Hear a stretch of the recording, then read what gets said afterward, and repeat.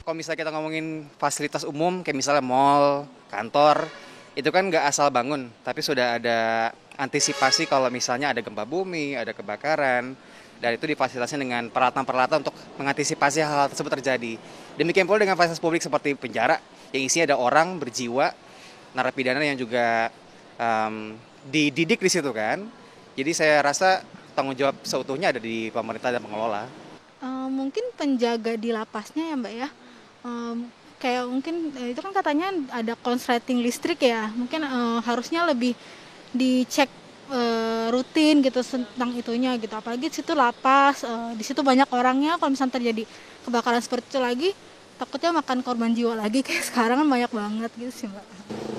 Sesuai hukum mereka kan harusnya dibina kan tuh di lapas. Tapi lapasnya kalau saya dengar sih banyak yang over capacity gitu. Jadi mungkin ini merupakan bentuk yang harus diperhatikan oleh Kemenkumham gitu. Kita sebagai masyarakat Indonesia ingin menyarankan agar lebih baik bahwasannya Kemenham itu harus ada campur tangan dalam bertanggung jawab gitu. Karena keluarga mereka pun pasti mempunyai rasa hati yang ini ya.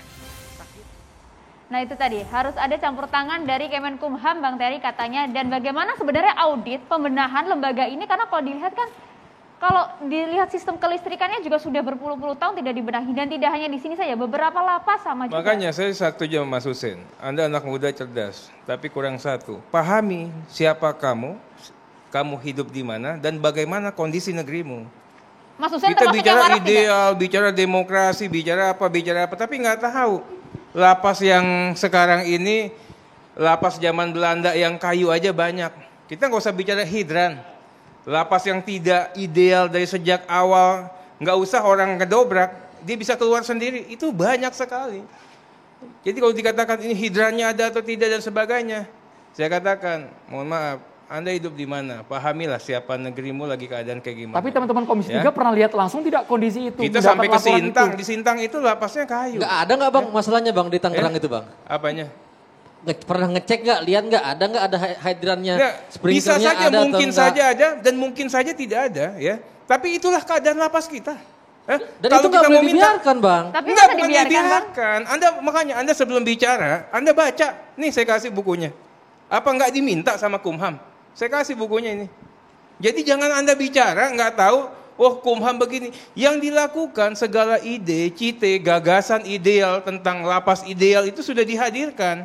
Minta ongkosnya sudah dikasih angka-angkanya. Tapi kan sampai sekarang kan kita tahu negara kita terbatas. Di tengah keterbatasan itu kita coba melakukan kinerja, upaya terbaik.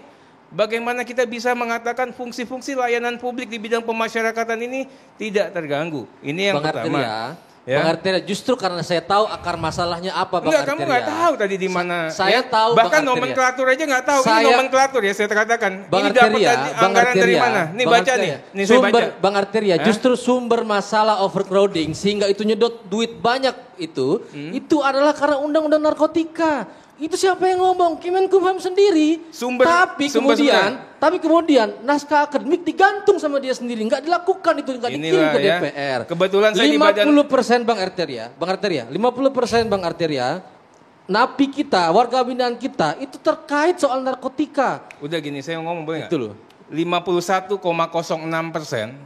napi kita narkoba, 60% bandar. Pengguna 40%, ekuivalen dengan 52.000. Apal saya luar kepala. Yang ingin saya sampaikan gini, ya.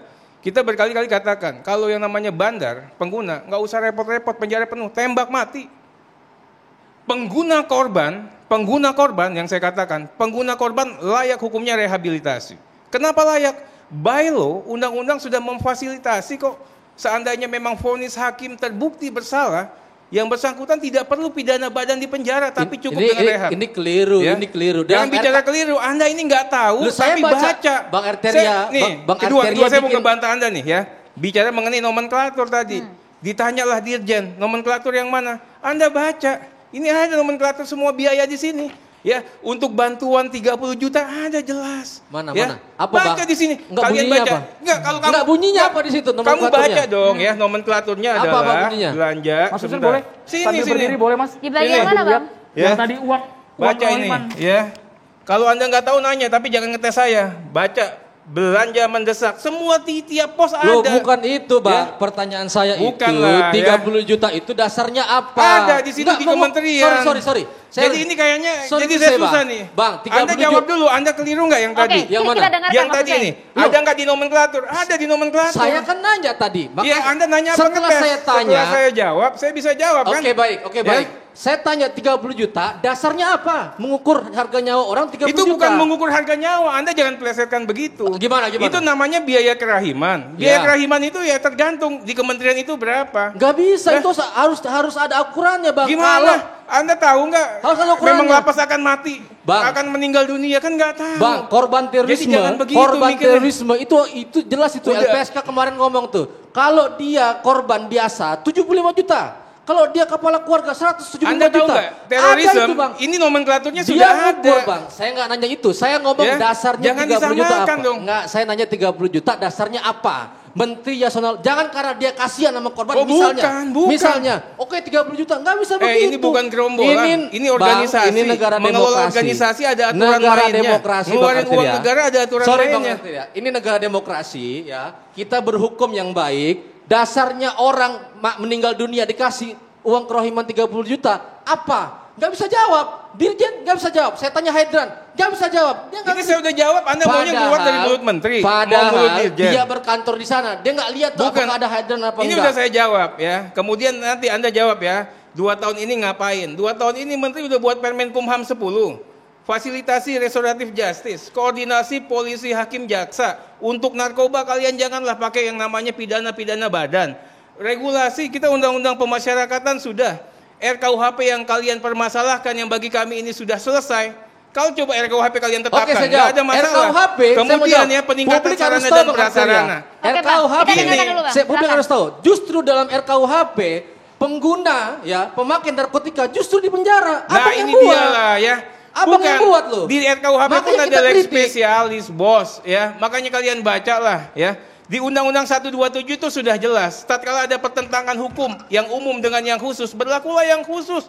Kalian nggak perlu ragu tentang itu. Kalau gitu abang Ya. ngapain masukin dalam RKUHP pidana narkotika? Kok ngapain?